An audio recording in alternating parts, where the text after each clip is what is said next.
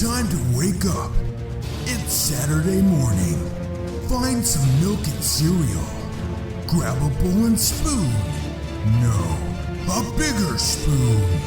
Head to the living room and take a seat on the floor while Joseph and Chris present to you Saturday Morning Cartoon! Hello everybody, welcome to Cartoon Boom! This is your week with the Saturday morning sun popped on the floor with a big bowl of sugary cereal and will enjoy you for cartoons, both old and new. I'm Joseph. I'm Chris, aka Special Agent Carl. You have no idea who I am. I was going to say Carl too. Yeah. Oh yeah, I'm Special Agent Jim. Josh. Josh. Special Agents Josh and Carl. We're here to keep people from using bad makeup. Put down that lip gloss, Josh. It's tainted. And also teaching you pretty basic math. Yeah. Did you know 4 plus 2 is 6? Did you know 50% is better than 49%? No way. Math is important. What did we watch? And this morning we watched Mary-Kate and Ashley in action. Oh, Mary-Kate and Ashley in action. in action. Why did we watch this? Like, this was suggested to us by Fakeslim 10. And Fakeslim 10, we love you. I mean, don't take anything that happens in this episode as a slight against you. We value you. Let's apologize in advance because neither of us liked this show. We had a really obviously. bad time. But we have a good reason for our bad time. Yeah. And we'll talk about that. Because it was bad. I mean... yeah, that's a good reason. I mean, even like the history books are erasing this show. I mean, if that tells you anything. It took so long to like find any episodes that we could watch because so many of them aren't available in any capacity. We can't buy them. We can't do anything. There's only 5 frickin' episodes available of this entire show. Yeah, there's really like only 5 in distribution, it seems like, in the English language. And I'll talk a little bit more about that in the marshmallow section. But intro-wise, we have 4 words. There's 4 words. There's Hey, Mary-Kate, and Ashley in action. Well, I guess 5 words if you count and, but that's it. And in action is repeated over and over again. In case you forgot, they're not just sitting there. They're in action. Hey! Yeah. That's my teen girl, hey. Hey! So if you like that, and then you like robotic in action, then you're going to love the theme song. But if you don't, yeah, well, look for it on Spotify. See if it's there, you know? Find the soundtrack.Maybe it's on vinyl somewhere. Add it to your daily drive. To get you charged up. Hey! So the show Mary-Kate and Ashley in action, because it's got an exclamation point, aired from 2001 to 2002, created by Robin Riordan, developed by Diane Dixon and Robin Riordan, produced by Dual Star Animation and Deke Entertainment LP, ran for 1 season, 26 episodes on ABC Network. For a short synopsis, animated television series featuring the voices and likeness of Mary-Kate and Ashley Olsen. That's it. I like that they needed to confirm what this was.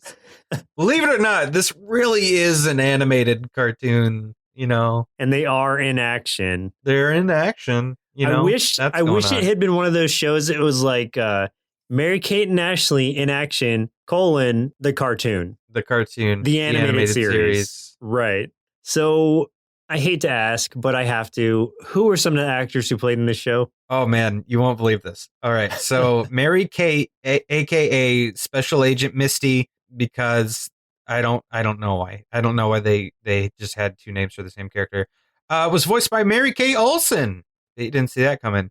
And then Ashley, who is also known as Special Agent Amber, is voiced by Ashley Olsen.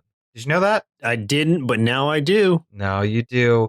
The voice of Quincy, the dog, provided by Brandon Beezer. Rod, voiced by Terry Chin. And Terry Chin's one of those guys that, like, if you saw a photo of him, you'd be like, oh, I've seen him in something. And then you can't place it. Like, you can't figure it out. He's way more known for live action roles, hasn't done a whole lot of voice work, but he's been in shows like The Returned, House of Cards, Jessica Jones, Van Helsing, and The Expanse. All of those are great shows, I think. I haven't seen Van Helsing, but I know it's got a big fan base right now, so it must be semi good. I don't know. Then again, this show may have had a fan base. So, Ivan, aka IQ, is voiced by Michael Monroe Hayward, and then Renee LaRouge, voiced by Lenore Zahn, who's also known for voicing Rogue in X-Men, the animated series. I don't feel like saying any other cast members, honestly. Like, I couldn't even find Sylvie. Any trace of her has been erased from the analogs of the interdom, the internets. So, yeah, there you go. Along with the other 21 episodes of this series. Yeah, pretty much. Can we, one sec, why, like, did they ever even call them Mary-Kate or Ashley in any of the episodes we watched? Yeah. So really? Yeah, when they're behind the scene, or not behind the scenes, when they're like on their jet plane with their crew. Oh, you're like, right. They call them Mary-Kate and Ashley, and they all have crushes on them, I guess, or at least the IQ guy does. Who doesn't have a crush on them, right? You know, I mean, aside from me, I don't. Yeah, me neither. Especially not now, not after seeing this show. For a few tasty marshmallows of our big bowl of in-action cereal, on June 7th, 2005, Warner Home Video released a single-disc volume called Misty and Amber vs. Renee LaRouge, featuring 5 episodes of the series focusing on the villain, Renee LaRouge. In 2016, the series was released to iTunes. However, it is the same episodes only available on the Volume 1 DVD. So, what I'm pretty sure of is that there are only 5 episodes readily available in English, or at least they were ever released to home video in any way. That means we had so much trouble finding these episodes because the rest of them like don't exist unless you're able to find somebody who recorded them on VHS or something and can give them to you. Also, the only reason that Renee LaRouge is the only villain we saw is because she was in all 5 of those episodes that are available. Ugh. Yeah. God. Ugh. It was so bad that they didn't want anyone to watch it ever again. To me, when you release a video like that has like 5 episodes out of however many, you're going to cherry pick the episodes that you think are the highlights of the series. Which makes me scared that this was the highlights of the series. Oh, man. Well, it might surprise you to hear that the series spun off a series of books published by Dual Star Books and Harper Entertainment in 2002. In the books, the twins are special agents assigned to solve different mysteries around the fashion and sports world and have to travel to such cities as New York City, Paris, and Rome to do it. Who's gonna okay, so there's still the same people in this world. There's still the Olsen twins that starred in Full House and all that stuff. Like, what person is gonna be believe that they're anybody else? Like, they're rolling up with like these famous faces, and they're gonna be like, oh no, I'm Misty, and this is my twin special agent Amber. We just happen to look like this other famous set of twins.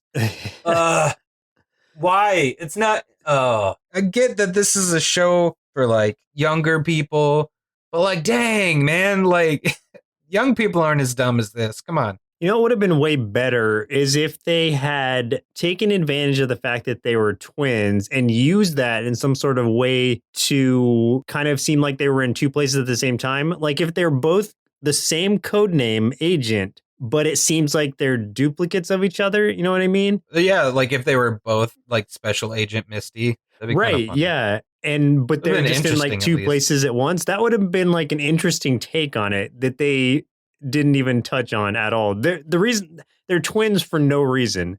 And they really try to differentiate them by changing their hair. Like one of them has straight hair, the other has like wavy hair. That's it. Yeah, I think they do that in the like all their live action stuff too. One of them keeps the straight and one of them keeps the all right. Well, because you can't tell them apart otherwise, you know? I still don't know which one was which, honestly. I don't either. I don't know. There's a reason this only ran for 1 season, and another show that's similar as far as the premise goes, Totally Spies, ran for 6 seasons. Man, when we first started watching this, I was hoping, I was like, this seems like in the vein of Totally Spies. Maybe this will be good because I loved Totally Spies. And it's made for the same kind kind of audience. So like, don't at me because it's not made for me, because Totally Spies was not made for me, and it was great. I love every bit of that. Mm-hmm. But this, So had you ever heard of it before? I mean, I didn't. I didn't know it existed. I may have seen it before in passing. You know, I may have seen something about it here and there, because I was not like the least bit surprised when I saw the name of it. But you know, I wouldn't have known anything about it other than who's in it. Let's talk about the animation for a second. It's bad. They don't look like the Olsen twins at all. No, not only that they're young girls with blonde hair. Yeah, that's where the resemblance stops. As far as it goes. It even kind of tries to style it in more of like again, probably why I was singing Totally Spies is it looks kind of like they were going for that style, but that came out the same year, so I don't think it may not have had any kind of relation, but there's no real resemblance, and it's just like I won't talk down too much about the animation because it wasn't like terrible, but it just wasn't anything special either. Yeah, I'll talk down about it. It's okay when we get in there. Especially this episode had some really bad animation, and I will discuss. Okay. The first episode was like SPF 5000, and it just doesn't exist anywhere. Impossible to find. I was searching for it everywhere, and every time I did, all I got was info about Elon Musk. So I don't know if he's the one that got rid of it or what. There was even, like, you could find random episodes throughout that were, like, dubbed in, like, Russian and such, but still... Yeah. I couldn't even find the first episode dubbed, so it's just gone. It doesn't exist anymore. For today's purposes, the first episode was A Gift with Purchase, Season 1, Episode 2. A beautiful yet villainous cosmetics queen, Renee LaRouge, is plotting to rule the world through mind-controlling makeup. And Mary-Kate and Ashley must leap into action to stop Renee before she gives the world and Quincy a permanent makeover. Where to begin? You know, I feel like not being able to watch the first episode really made things so much worse for us because they give zero explanation about anything. We don't know, like, why they're special agents. We don't know who they're working for. Like, they're not always in the United States, so it's not the U.S. government. I have no idea who these people are working for. Why do they have a talking robot dog? I have no idea what's going on. That was something that kept evolving for me. Quincy, the Scottish Terrier who speaks with the like bad Scottish accent, it almost reminded me of Mike Myers doing Shrek, but an imitation of Mike Myers doing Shrek. Yeah, it wasn't great. And it was like as stereotypical as you could imagine. Oh, like, God, exaggerated. Yeah, and it's like, at first, you just see the dog. You just see Quincy. You're like, oh, that's a cute dog. Like, maybe this won't be that bad. Maybe he'll be like, you know, just a fun companion to have around. And then he starts talking, and I'm like, oh, no. Any kind of compassion I had for you is just gone now. Now I fear you. And then I'm like, okay, well, maybe it's one of those universes where all animals talk. But then you see this other dog, and it's like, nope. And then you find out he's a robot dog. It's like, is he all robot? Because it seems like he has other dog mannerisms, or is he like a cyborg? He starts like scratching at fleas and stuff. I don't know. Yeah. But he's a robot.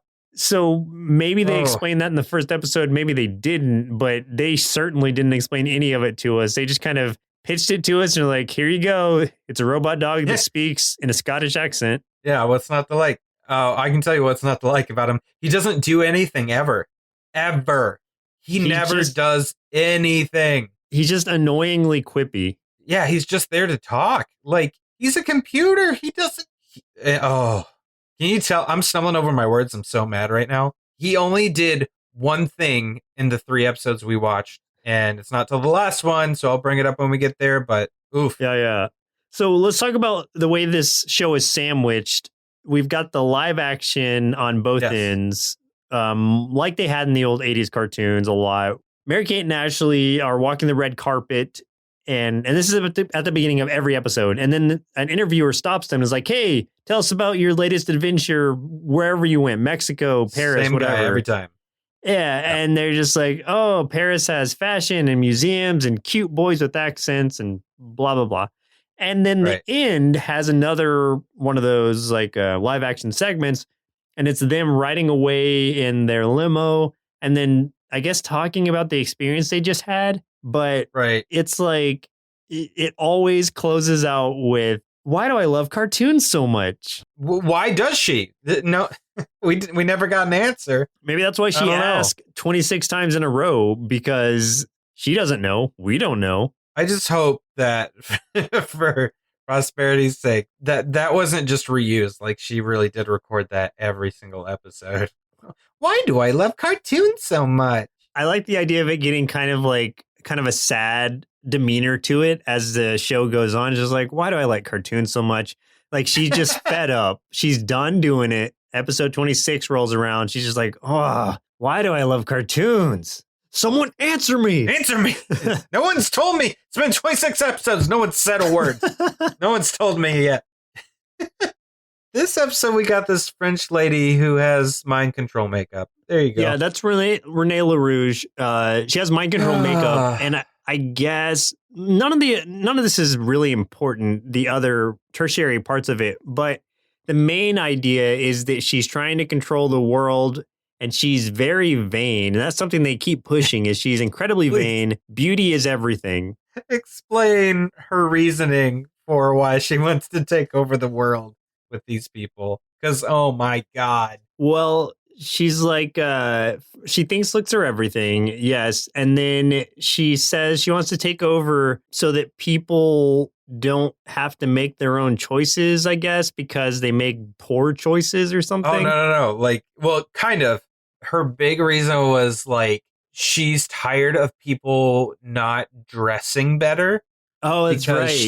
She's sick of seeing people in blue jeans. So she wants to take over the minds of the world so they would be more fashion conscious. Right. And so she would be making everyone's decisions for them. Yes. She basically is like purple Carmen Sandiego. Exactly.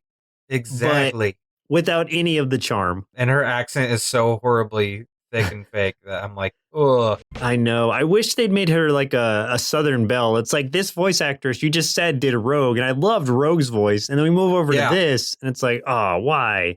So it's not the voice actress. It's, I'm guessing, the direction that she's given that sucked.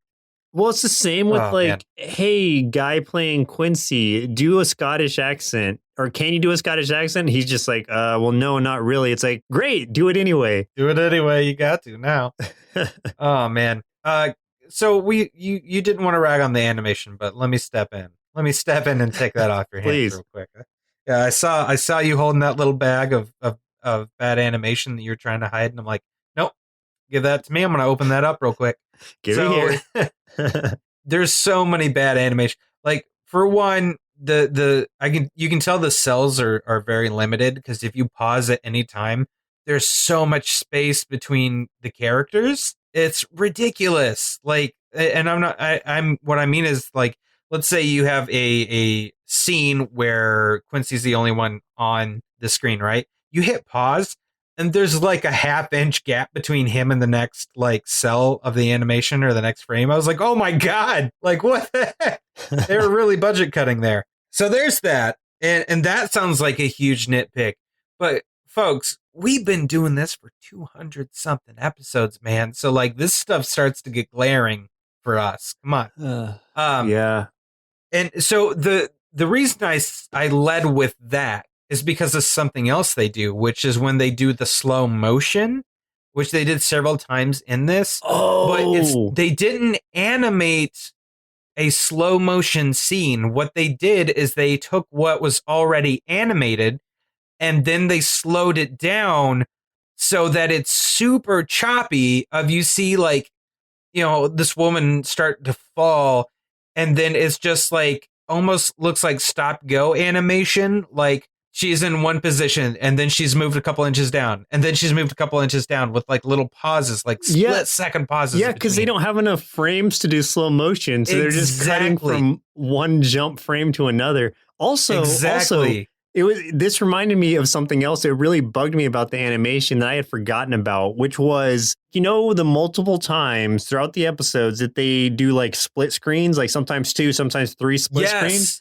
Oh, It's like that was my next one. instead of having it like a screen or the image appropriately sized for whatever cropped. screen it's in, cropped, they instead squished it in so everything looks like super out of proportion when it's like 3 screens going on at the same time. Oh, Yes.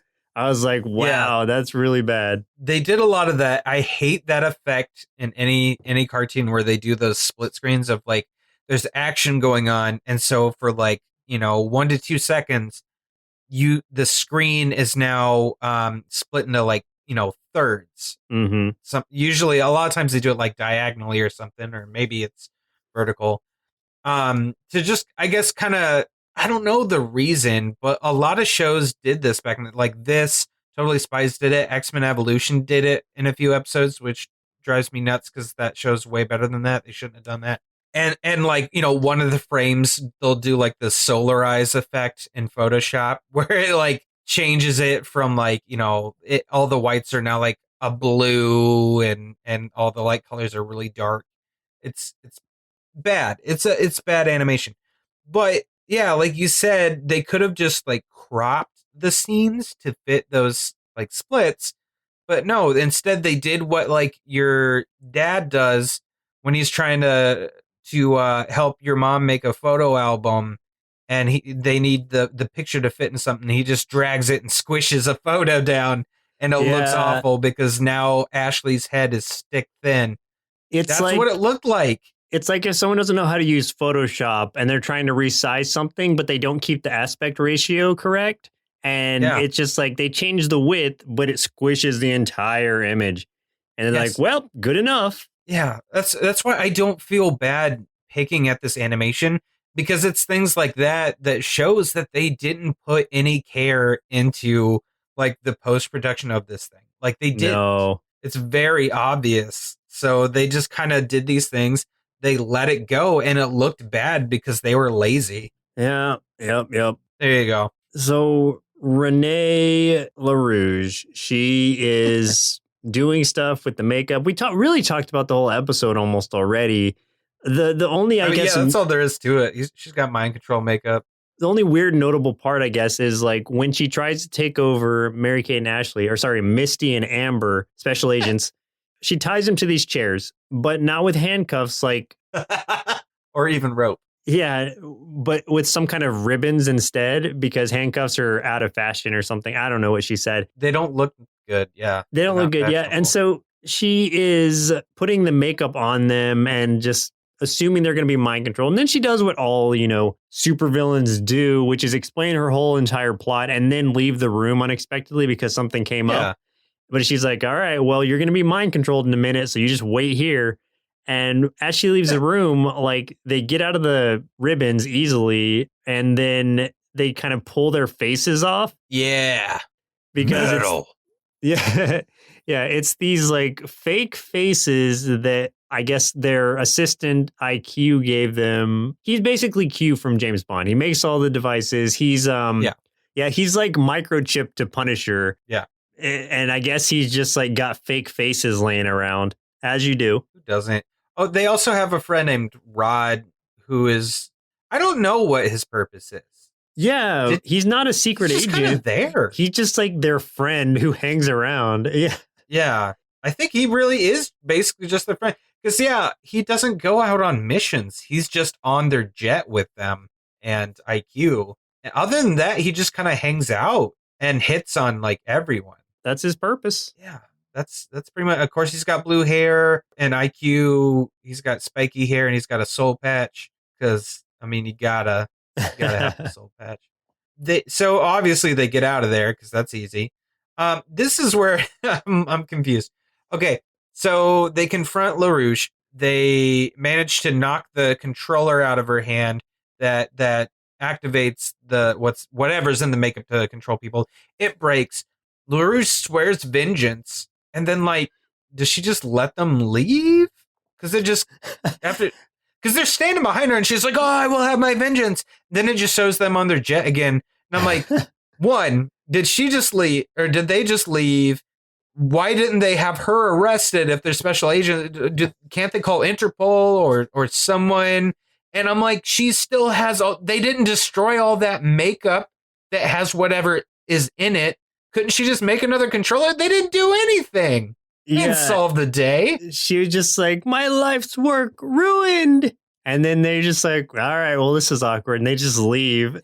They just, okay, bye. Yeah, we're vigilantes, so we have no official jurisdiction to be doing this. So we can't really call the FBI or anything on you. So, hey, don't do this again. It made no sense. It made no sense. And speaking of no sense, I'm excited to talk about the beginning of the next episode we watched. But why do I love cartoons so much? Why do I love cartoons so much? I don't know. So the next episode we watched for today's show was In a Lather, season 1, episode 12. This was Fakeslim 10's choice. And the girls go undercover as trapeze artists to find out why professional clowns attending an international circus convention are suddenly bickering with one another. This is the worst idea I've ever heard. This is so bad. I'm really happy that they picked this one, though, because it's so ridiculous. I hope that's why they picked this one. I hope this wasn't like truly special to them in any way, because why? You know, nostalgia is a hell of a drug, though. So I guess. I mean, you remember us in Mutant League, where we thought it was so great, and then we watched it and we were like, this is the worst thing we've ever seen. That's true. That's true. Okay, well, fair if she thought it was good from childhood, but didn't rewatch it before suggesting it. Yeah. Then acceptable. So in this one, there are clowns gathering in Quebec, Canada, to perform. Can we start at the science fair, though? Because there's a lot there. Oh, that's right. They do start at the science fair. I got to discuss this science fair they're at. What are they in high school? Where are they? There wasn't even like a name of this. Someone just said like a science convention. So so their friend Travis, I guess, was making pizza as his experiment at the science fair. At the science fair. His mumbling, though, like he's just mumbling to somebody like so fast about how it didn't work out the way he wanted. And dude, that had me in stitches. I was laughing so hard because it was so weird. That was really weird. Like, it seemed really out of place. Almost like the voice actor was just mumbling to himself and they forgot to stop recording. They just were like, oh, we can use that. We'll use that. Because, it didn't really sound like somebody speaking into the microphone, like, straight on like you would. It's just, it was almost like Boomhauer discussing why his pizza didn't turn out. Right, you know? Right. That's what it felt like. And why is he making pizza at a science fair? That doesn't make any sense. And Mary-Kate and Ashley think he's going to win because the judge likes his pizza. But who doesn't like pizza? Come on. Why do I like pizza so much? I don't even know what they're doing. Like, they did some kind of really sciencey thing, apparently. They mixed a bunch of chemicals in beakers and they win first place. Without ever telling us what they're doing. The trick is, this was a child science fair. They're clearly adults by now. And then Travis is just like... You think all they did was make suicides? Like, they just mixed a bunch of different flavors of soda together into one? It wasn't even a science fair. It was like a pizza soda social. And this random judge just kind of walked in. They're just like, we're going to win first place. And like, this guy comes over and he's just like, there's no competition here. And then he just like quickly cuts a little piece of paper up to look like a ribbon and gives it to him. Here, if you'll leave, I'll give you this. Yeah, let me tell you the worst part about this, though. It had nothing to do with the rest of the episode. Okay. That's what I'm saying. Like, this science fair. Yeah. It had nothing to do with the episode. It did show us, though, that they are accomplished scientists, which also plays into the next episode. But everybody in this show apparently is an accomplished scientist. I'll explain why when we get to the third episode. The third one, you're just waiting on it.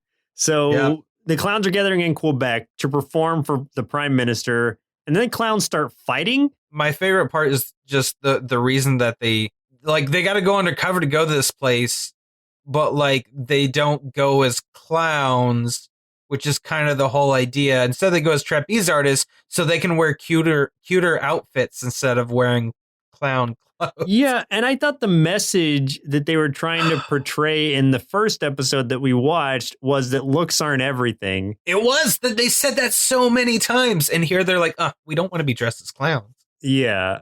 And so they dress as trapeze artists, and then they get these like special gauntlets. Those are cool though. I want one. Spider-Man web shooters, basically. Yeah, basically, if one of you Let's just call it what it falls, is. then you can catch the other person with it, and they immediately start like using them to grab sandwiches or something. And I mean, let's be fair. Is that not what you would do right away? well, if I 'Cause had that's what I one, if I had one, yes. But I'm also Yeah. not on a mission to stop clowns from fighting, so I don't know what I would do in point. that situation. I'm on a mission for sandwiches. That's where my life has taken me. So there's also like, and this also had no resolution to it, I don't think. And correct me if I'm wrong. So when they first go to this circus tent thing or whatever, there's this guy who's trying to learn how to. Oh yeah, what was he the guy doing? trying to juggle. He was trying to juggle. Yeah, and He's he really bad. fails. And then like it's a guy in a wheelchair, and so his friend's trying to cheer him up, and he's like, "Oh, I'm a failure" or something. And he's like, "No, but at least you have a song. At least you're writing songs. Yeah. You submitted one of them." And then he's like, "Yeah, but I don't know if I'm gonna win." It's like, "Well, don't give up, Noah." And then we see Noah a couple more times. But they never gets mention his resolved. song again. I think he gave up. Oh man, it's this episode that everyone's the scientist. I thought it was the next one. It is this one. Oh yeah, it's just towards the end of it. It's the way these episodes are so split up in the way that they're I guess the action happens. They feel like separate episodes because I know what part you're talking about, and this seems completely departed from the beginning. What they do find out though is Renee LaRouge is there. She's not even trying to hide that she's there. She's not doing like Carmen Sandiego sneaking about. She's literally in the crowd laughing with, I don't know what laugh that is, like an evil witch. Her laugh is worse than the clowns. It's creepy. What they say it's like, hey, is that an evil chortle? Yeah, it's like cackling. Oh, yeah, gross. It was bad. But like, she's there, so obvious. Like right off the bat, you're like, oh, okay, so it's her. She's the one doing it. And my first thought is, oh, it's the makeup again. That's what I thought. Yeah. And I guess it was soap. It should have been the makeup. It should have just been the makeup. It's clowns. They have to wear the makeup. What? That is the obvious choice. And yet they went for some weird, like, oh no, it's the violet soap. Pandemonium soap is what she called it. But right. Yeah. That smells like violets. Right. Yeah. So they're like, okay, we gotta synthesize a cure. So they get the random kid that they met that was trying to juggle, who I guess is also a scientist, just like them. They're all three like on their plane, mixing all these chemicals together and writing down all these results and doing test trials. I'm like, what? But they're like, don't touch the soap, though. Don't touch the soap.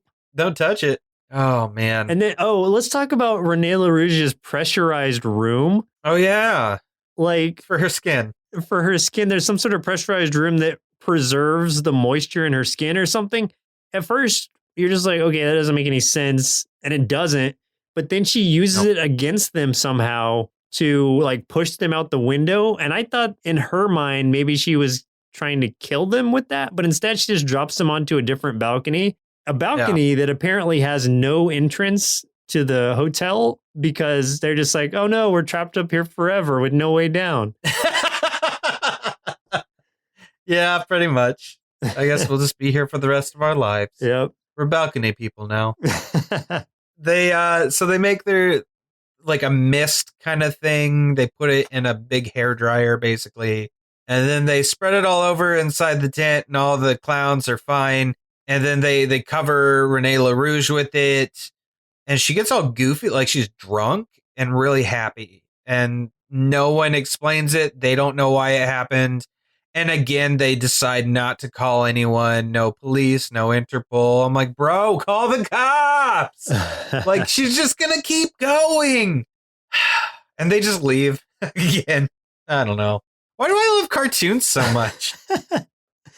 Yeah, it's like, okay, I think a way that they could have preserved this episode and made it way better than it was is if they had taken the obvious route and gone with the makeup. It's clowns. Yeah. Why even use clowns if you're not going to use the makeup? Who thinks of soap when it's clowns? It just doesn't make sense with the soap. Like, Oh, man. they didn't have to be clowns at all. That had no point in this. Noah didn't have to be a songwriter. That had no point. He should have been a scientist, apparently, I guess. Yeah, he should have just been a clown scientist. Sadly enough, that would have made more sense. Oh, we didn't even talk about the transitions between the scenes, which is both Their of their heads faces. just shooting around all over the place. Yeah, that's great. Yeah. Their disembodied heads just flying around. Right. Oh, it's good. It's so good. Yeah, that's bad. The It's pretty outro, bad. the outro part, the live action part was like, that was a real soap opera because it was soap. I hate everything. Like, The last episode we watched, sucks. luckily, was Can You Dig It? Which wasn't the one we tried to watch. We tried to watch a different one, but we couldn't find it again. We couldn't even watch the highest rated episode. That's how ridiculous this whole escapade has been. So this was season 1, episode 21, which was, I don't know, it wasn't the highest rated. It was just the next one we could find. Mary-Kate and Ashley head to Mexico to the site of an ancient Mayan pyramid where archaeologists are being terrorized by the ghost of King Michu Pachu and expose a heinous plot by Rene LaRouge to plunder the king's tomb in search of the secret of eternal youth. You know, I've got two things to say here. Two things. One, this weirdly was my favorite of the bunch. I think just because I have an affinity for like ancient civilization kind of things. Like I love anything about Egypt. I love anything like Mayan, Aztec, Incan. I just like that kind of stuff fascinates me. So cool. That's fun. Two, I'm gonna just blow a hole through the entire plot with one sentence. Okay? Okay. Rene LaRouge is looking for the secret of eternal youth in a mummy's tomb. Someone who is very dead. She is trying to find the secrets for eternal youth from someone that is not eternally young because they're dead. Yeah. Ta-da! That's like someone trying to take podcasting advice from us. Oh, yeah, it is. Don't do it, guys. Don't ever do it. Don't trust us. We gave basically a TED Talk once on podcasting. Oh, yeah, we did. People had a lot of questions for us, and I'm so sorry we did that to you. I hope you found some kind of success somewhere else. So it starts again in a weird way where they're biking alongside the president's limo. Oh, yeah, they got to save the president of the United States real quick. Yeah, just real quick, just You know. as a side thing. And it turns out they're on hover bikes. Oh, no. You know what it was? It was because it was a dream where IQ was the president. Oh, that's right. That's right. He dreams of being rescued by them, I guess. Those are his fantasies. There's something there, man. There's something weird about He's got a lot of deep-rooted issues because this whole Yeah. episode, he's also searching for, he's using basically Ancestry.com Yeah. to see if he can find famous relatives so that he can feel better about himself. Yeah, he's got some problems. Like, he needs a good therapist for sure. Like, it's getting out of hand. Mary, Kate, Ashley, and Quincy, the pointless dog, go into this temple because they're investigating some rumors about something scaring everyone away from this dig at this archaeological site. And it's in like a pyramid kind of thing in Mexico. So they're going into there, and Quincy does something for the very first time, which is they find a pit of snakes. Quincy basically Wikipedias them in his face and then says, oh, they're poisonous. And that's the end of Quincy doing anything whatsoever in this entire show. Yeah, he's like, hey, you know what? I'm not sure they're poisonous, but I'm just gonna say, like, probably stay away from them. Hey, see all those snakes? Yeah, I wouldn't if I were you. When they finally get like in there, they meet this woman named Anna, who is not an archaeologist. She's something to do with, I don't know. She's a medical student or something. There we Yeah. go. Why not? But She's looking for herbal remedies. See, at first, before I knew it again was going to be Rene LaRouge, I was like, oh, it's this girl. Like, she is so suspicious. Even kind of looked like her a little bit. Yeah. Just a little bit. Yeah. And then we see this, like, mummy attack them. And it's like, okay, maybe it's not her, but maybe it's still a setup. I don't know. I don't trust her. Well, I was going to say, let me tell you when I knew exactly it was Renee LaRouge. Is when they're like looking at that wall, which Anna just wants to destroy. Anna's whole thing in this show, in this episode, is she wants to break every wall she finds. Yeah. Like, oh man, look at that wall. Look at those cool like drawings on it.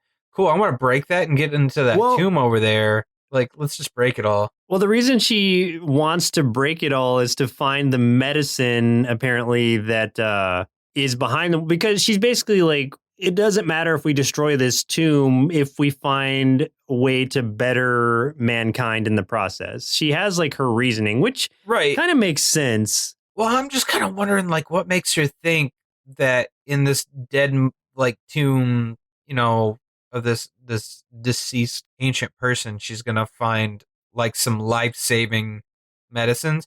Like, what if, like, when COVID first hit, what if Dr. Fauci was just like, cool, better break into the Sphinx. We need something. We got to get in there. We're going to have to blow the Sphinx up so we can look and see if anyone else has some stuff for us we can use. But as I knew it was LaRouge as soon as they saw like that message written on the wall in red, and they're like, "Oh my gosh!" Blah blah, blah. I'm like, "That's straight up lipstick. It's Renee LaRouge again. Yep. That's got to be lipstick." And then they're like synthesizing it back in their plane because, again, scientists, celebrity, twin girls, and they're just like, oh, it's like this and this and this. Oh, well, is that some sort of ancient thing? No, it's lipstick. I'm like, God, duh, I could have told you. Could have told you that. Could have told you that as soon as you saw it. One thing I did learn, and I don't even know if it's true, but it probably is that mummies were not a Mayan thing. That was an Incan thing. Interestingly enough, that did inform me of something that affected something I was working on, believe it or not. How strange is that? Wow, so it did do something for you. I actually did learn something from this show.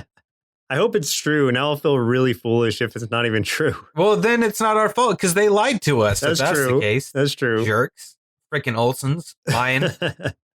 So, Quincy is searching around. They find some tools. I mean, they find Anna's tools, basically. And so, because she, as we know... Anna's tools. And because, as we know, she likes to break through walls. Renee appears again, and then she's basically saying, like, someone with my looks needs to stay beautiful forever. That's why she's searching for the eternal youth serum. And she rolls a giant carved head at them. They're like, it's heading right for us. They keep doing puns. It missed us by a hair if it had hair. You almost died. Come on. You know how hard it has been, especially with episodes like these, to curb my foul mouth when I'm mad. I've been trying so hard to reduce the amount of editing you do. Oh man. I want to yell so many words right now. Rod dresses up as a mummy, scares Renee away. IQ in Ancestry, because Rod just starts hitting buttons and screws it up and it crashes, then reloads, and immediately IQ finds out he's Mayan. Oh, yeah, he's part Mayan. Let me step into that for a second. Yeah. The way that happens, so he's multitasking. He has two screens pulled up. He has the Ancestry.com one and also his research on the Mayan temple. And Rod just like messing around with the screen kind of mixes them both. That would be like if I were on Ancestry.com on one screen and had Super Mario Brothers open on the other screen, and then someone started just messing around with my screen, and I find out that I'm a descendant of the Mushroom Kingdom. Yeah. That's how that logic worked. It's not a soup. You can't just add two things and make something new. Like, that's not how the internet works as far as, like, websites and software. Yeah. But, it is what it is, I guess. So then, like, I don't know what happened. Renee LaRouge just leaves Sylvie behind, who was doing all the heavy lifting. And then Anna gets introduced to IQ and Rod, and IQ's pretty much immediately like, you guys go on ahead. I'm going to help Anna over here. Hey, Anna, did you know I'm part Mayan? And immediately just starts hitting on her. Yeah. And it's very uncomfortable. They're just like, their reaction to it, everyone else's reaction is just like, it was something. It's a thing that we saw. Yeah, that was that episode. In the outro, they talk about how much they love Mexico, the history, the ancient ruins, the burritos, the And enchiladas, burritos. and the salsa. Oh, Don't forget the salsa. God. Oh, yeah. And the salsa. Why do I love cartoons so much? Yeah, that's it. Oh, man. Well, Special Agent Carl, looks like it's about time we send our inner kids to hang out with Mary-Kate and Ash. Sorry, Misty and Amber. Then see what they thought of Mary-Kate and Ashley in action. This cartoon made me question why I like girls. Every episode was about makeup or fashion, and even though they had a funny Scottish robot dog, which should be really fun, he did nothing. And now I want to do nothing forever after watching this cartoon. So I gave it one bowl of I Wish I Was Mayan cereal out of 5. I came into this pretty indifferent about the Olsen twins, but now I will always associate them with this cartoon, which does not work in their favor. Character-wise, no one was particularly likable or stood out in a positive way. The live-action sections that sandwiched the show were groan-worthy at best, and the alleged mysteries were so basic that I feel like I taxed my mind harder choosing what shirt to wear in the morning. Overall, I'd give Mary-Kate and Ashley in action one big bowl of clown fight cereal out of 5, and think we finally solved the mystery of why this show was so hard to find. Because it's bad. In case that wasn't clear. You know, I feel like clown fights could be a thing. Do you remember, for a while there was that website called Bum Fights? Yeah, I and, was just people were thinking making money that. off of this. Yes. Yeah, we should, what we need to do to make it a little more interesting and gather a little bit. If the clowns ever come back again, you know how a few years ago they kept just showing up everywhere. Oh, yeah, the evil standing clowns. outside people's. Yeah. So let's just gather up all those evil clowns and then let's wage money on which one of them would win in a fight. Think about all the gadgets clowns typically have. You got all those scarves tied up. You got the spraying water flower, the hand buzzers, the squeaky nose, the fake gun that says bang on it. Just think about the Joker's repertoire. Yeah, how interesting would it be to watch them seriously try to fight each other using all those kinds of things? That'd be kind of fun, I think. I think it could be entertaining in a celebrity deathmatch type of way where it's all claymation. Yeah. That'd be fun. Clown fights, guys. Clown fights. Get clownfights.org trending. Let's do that. Back to this show, though. Man, this was a slog through the swamp to get through. This was rough. I had to stop watching so many times and I had to go clear my thoughts and then come back. I think the last episode we watched, I had to get up maybe 7 or 8 times and just stop. I'm not even joking. I wish that I was exaggerating, but I am not. I had to keep stopping and walking away because it was awful. I was really trying to just bolt through it. I would watch an episode and then try to find the other one. And then when it came to the last one, I gave you options, but then I was like, you know what? Just this one. We're just going to do this one because I need to hurry up and finish this. I'm not going to wait for your response to finish it. You're I can't put myself through this any longer. Yeah. I mean, here's the thing. I know that we're not the demographic for this. We're not even close. But this is hardly the first time we've watched shows that are not aimed for us. Most of the shows we watch are probably not our demographic and not even close. But most of them still do pretty well. And a lot of times they exceed all of our expectations. But this one was rough. Very rough. No dog intended. I don't know what I just said. The animation was bad for all those reasons we described. That's one of the worst parts of this thing. But the plot and the characters are all just paper thin. And I'm sorry. I'm really sorry, everyone. But the Olsen twins were really bad. They were bad at voice acting in this. It felt like 2 amateurs reading off a page for the first time. That's honestly what it felt like. And it's very noticeable, too, when you're listening to them interact with some of the other characters. Because it literally does sound like an amateur talking to people that are in the middle of a theater play. So that was very glaring. Maybe all of this is why it's so hard to find the copies of the show. Collectively, the internet's trying to bury this cartoon in the way that it tried to do Turbo Teen. But we're going to keep Turbo Teen alive. We're bringing it back.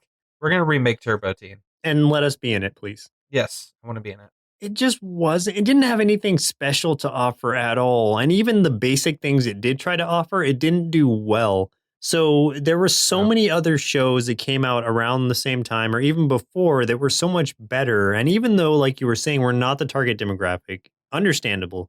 it almost was like it was talking down to its own demographic. Yes, absolutely. It just had no charm to it. And that's really, at the end of the day, what disappointed me the most. Yeah, it was all really one-dimensional. It was just a thin idea that I feel like some producers came to the Olsen twins. It's like, let's make you a cartoon, and this is how we're going to do it because Kim Possible is cool, and let's try to make you guys Kim Possible. That said, it's like I was trying to come at this from the idea of if I had a daughter, is this a show I would want her to watch? And I would say absolutely not.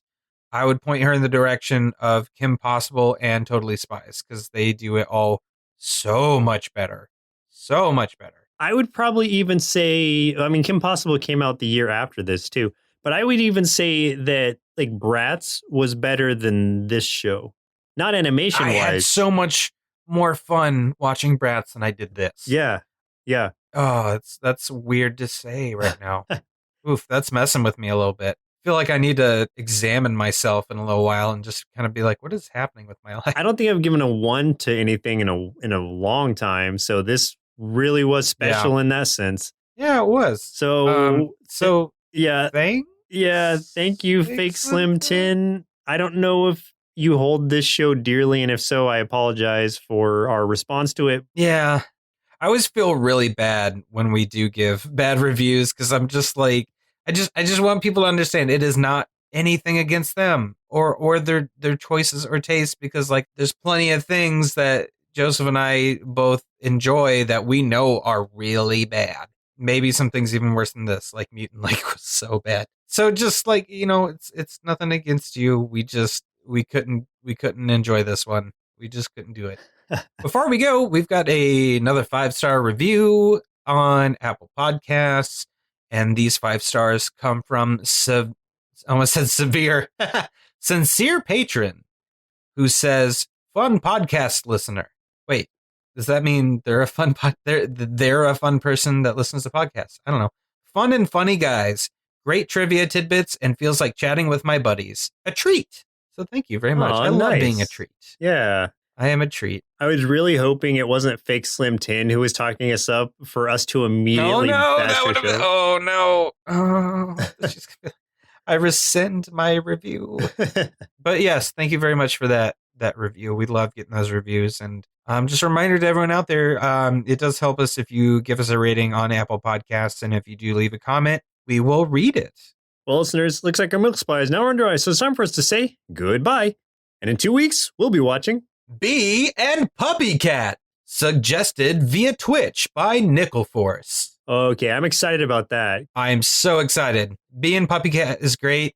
I've only seen a few episodes of it, but it holds a special place in my heart because my first year of going to San Diego Comic-Con, I was trying to get into a Marvel, like, What's Next panel. So, like, talking about what's next in the comics and stuff. So I got in on this animation panel right before that one, just to make sure I got a seat. And it introduced me to Bee and Puppy Cat. This was before Bee and Puppy Cat came out. And they showed some of the footage for, like, the first time. And I was like, I love this. It's so fun. So, yeah, I'm super stoked for this one. Awesome, because it looks super adorable. Once again, I'm Joseph. And I'm Chris. And we'll see you next Saturday. Presented by Nerdsloth, a place for lazy nerds.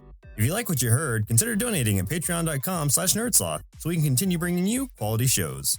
Be sure to also leave us a review and share your favorite episodes and clips on social media. If you're looking for more content, visit us at nerdsloth.com.